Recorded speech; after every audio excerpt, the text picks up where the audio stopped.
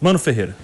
Belíssima aula aqui do professor e diria que deixa todos nós com um tensionamento, né? Um sentimento de que a ordem global que conseguiu produzir relativa estabilidade nas últimas décadas já não é mais efetiva, né? Então a gente está diante de um momento em que haverá uma conformação de uma nova governança global, muito provavelmente, e a pergunta que nos vem é com que princípios, né? O que guiará as relações internacionais? Porque até então, na chamada ordem liberal, nós tínhamos alguns princípios fundamentais, como, por exemplo, a integridade territorial.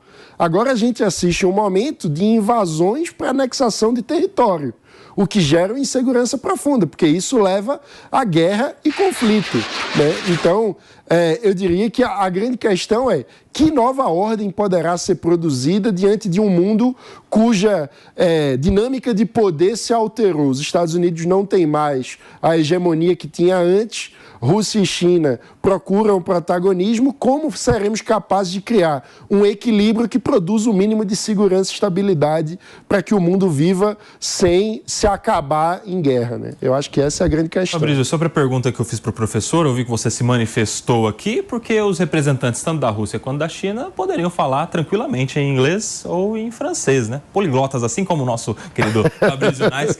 Mas foi uma escolha, no meu ponto de vista, foi um miguezão ali para, se alguém não entendeu direito, é culpa da tradução. Se você quiser saber o que eu falei, entenda em russo ou entenda na língua chinesa. Mas há uma questão de representação também, né, Nelson? Certamente que o diplomata russo na ONU, o diplomata chinês na ONU, todos eles sabem falar inglês, francês, enfim, várias outras línguas, mas eles preferem, digamos assim, não se rebaixar a falar outras línguas. Obviamente que não há rebaixamento nenhum, muito pelo contrário, mas destacar a importância ali da cultura deles, da língua deles, enfim, isso é algo muito comum. A gente vê encontros entre chefes de Estado e é sempre assim.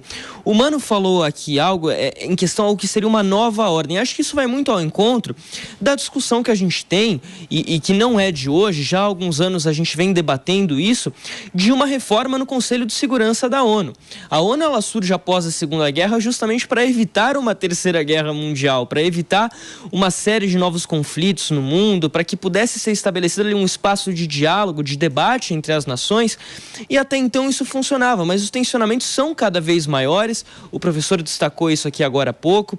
É claro que ao longo das últimas décadas, ao longo do último século, nós vimos outros conflitos graves, muito sérios no contexto de Guerra Fria, fora do contexto de Guerra Fria. Então, mesmo aqui no nosso continente, a Guerra das Malvinas entre a Argentina e Reino Unido, por exemplo. Mas há uma necessidade de se debater, ou pelo menos há indicações de que há uma necessidade de se debater uma reforma do Conselho de Segurança da ONU que possa garantir ali que esse tipo de situação, como a gente viu nesse final de semana entre Irã e Israel, mas outras questões como a própria Rússia e Ucrânia, onde, aliás, é um conflito que vem lá de 2014, a anexação do território da Crimeia, por exemplo, ou mesmo a guerra Israel contra o Hamas, que é algo que vem da origem da ONU, porque a divisão do território ali entre um Estado palestino e um Estado de Israel não foi resolvida. Isso nos leva a questionar o que a gente pode fazer para reformular o Conselho de Segurança da ONU e evitar que esse tipo de coisa aconteça. É mais importante, é melhor termos um Conselho de Segurança da ONU que consiga prevenir os conflitos do que um Conselho de Segurança da ONU que tenha que atuar na mediação dos conflitos para fazer com que eles acabem. Aí a gente entra nessa dúvida. O que poderia ser essa reformulação? O professor deu um exemplo ali, por exemplo, possivelmente aumentar o número de membros permanentes no Conselho de Segurança, discutir a questão do veto, porque hoje em dia um membro permanente pode vetar uma resolução e fica por isso mesmo. Como os Estados Unidos vetaram, por exemplo, a resolução do Brasil pedindo um cessar-fogo na faixa de Gaza no começo desse ano, se não me falha a memória, ou no final do ano passado, agora já me confundi com as datas, mas ficou por isso mesmo. E aí não há outra saída. Até eu estava brincando ontem com os meus colegas, viu, Nelsinho? Sim. Você que está afim de alguém, pode se declarar para a pessoa que você gosta o quanto antes, porque do jeito que o mundo caminha, vai ser difícil a gente chegar até o Natal. O PP vai escolher umas 100 pessoas para se São 11 horas e 1 minuto. Agora a gente está de volta para você que estava no intervalo da rádio. Por aqui eu quero te ouvir também, PP. A gente está falando aqui sobre discussões a respeito do Conselho de Segurança da ONU. O Fabrício trouxe aqui algumas hipóteses, aumentar o número de membros permanentes.